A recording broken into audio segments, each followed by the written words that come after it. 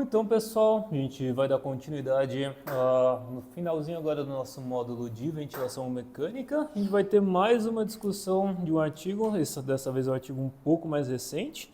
O tema é sobre antibioticoterapia na pneumonia associada à ventilação mecânica. Esse é o artigo em questão, ele é um artigo que compara uma antibioticoterapia individualizada de curta duração versus um tratamento padrão de longa duração. Sobre então o contexto desse artigo, a gente sabe que a PAV, a pneumonia associada à ventilação mecânica, é uma infecção nosocomial mais frequente no ambiente de cuidados intensivos. Tem uma mortalidade que em alguns ambientes pode chegar até 30%.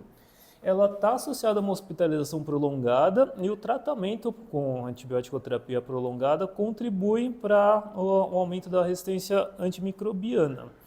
A gente tem alguns desafios para reduzir esses problemas. Os critérios diagnósticos que foram propostos até agora têm baixa especificidade. Fora isso, as culturas que são feitas com coleta não invasiva têm dificuldade de diferenciar colonização de infecção bacteriana para guiar a antibiótico-terapia. Esses dois problemas levam a um sobrediagnóstico de PAV, que é um problema que a gente já observa já tem alguns anos, e isso acarreta um uso excessivo de antibióticos de amplo espectro. Antes desse artigo, eles propuseram uma revisão de literatura. Eles sugeriram 5 estudos anteriores sobre antibiótico-terapia na PAV. Todos esses 5 estudos não mostraram diferença de mortalidade entre uma terapia curta e uma prolongada. Nesses casos, um dos problemas de aplicar isso na prática é que os pacientes críticos têm sempre uma resposta imune heterogênea, é difícil a gente prever com um ciclo curto qual vai ser a resposta clínica. E nesses últimos artigos foram todos com N menor e não ficou claro qual subgrupo de pacientes se beneficiaria mais de uma terapia curta. Atualmente, os consensos recomendam uma terapia de 7 a 8 dias, mas a gente sabe isso na prática e de estudos anteriores que a duração é muito maior do que 7 dias. Esse estudo, então, ele foi publicado no ano passado, 2024, foi colhido dados entre 2018 e 2022, é um ensaio clínico de não inferioridade, randomizado, não cegado, open label. Foi feito de 6 hospitais com 39 UTIs na Tailândia, Singapura e Nepal. Foi incluído um centro brasileiro, mas ele acabou não sendo randomizado na análise final. Os critérios de inclusão, eles pegaram pacientes adultos maiores de 18 anos em ventilação mecânica por maior de 48 horas, com alterações radiológicas recentes em exames seriados, ou seja, com os critérios já diagnosticados com PAV, com quadro respiratório recente ou em piora e já em uso de antibiótico-terapia. Então, quando os pacientes foram randomizados, já tinham pelo menos 2 dias de antibiótico-terapia que não foram contabilizados no estudo. Eles excluíram pacientes com prognóstico reservado, que eles consideraram com SOFA-score maior que 11, os imunocomprometidos e pacientes tratados com co-infecções com necessidade de antibiótico por mais de 7 dias.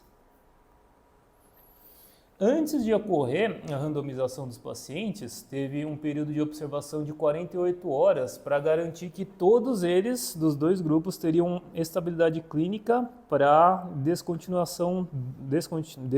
os antibióticos. Então, 48 horas de observação, pelo menos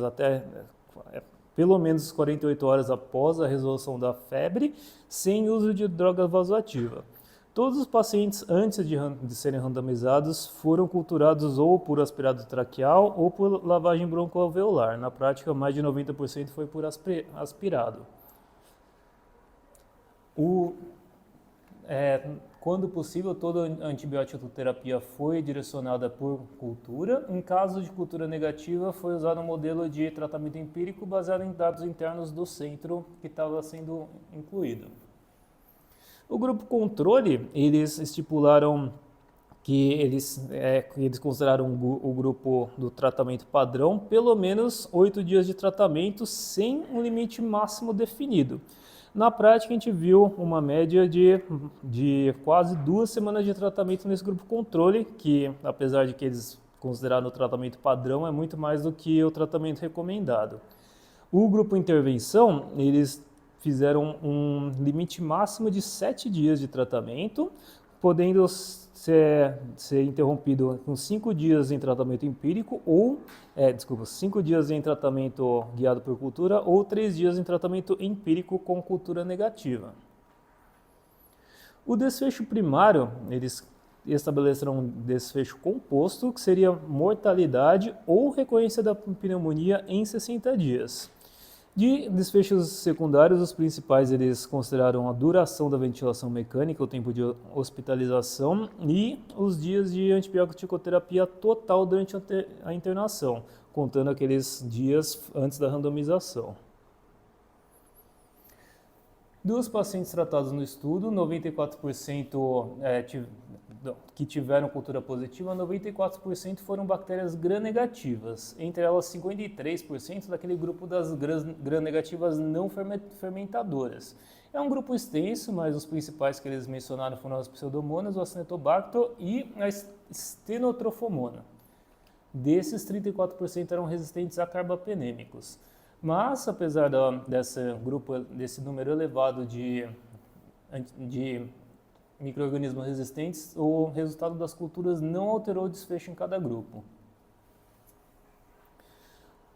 Do desfecho primário, teve uma redução discreta no grupo intervenção, 41% versus 44%.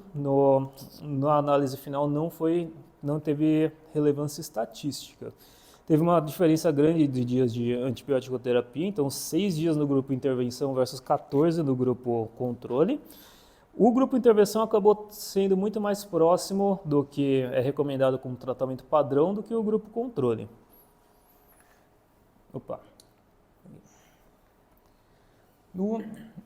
Em casos que teve recorrência, a incidência de bactérias multidroga resistentes foram muito menores no grupo intervenção, apesar de que na infecção original não teve alteração na incidência de patógenos resistentes.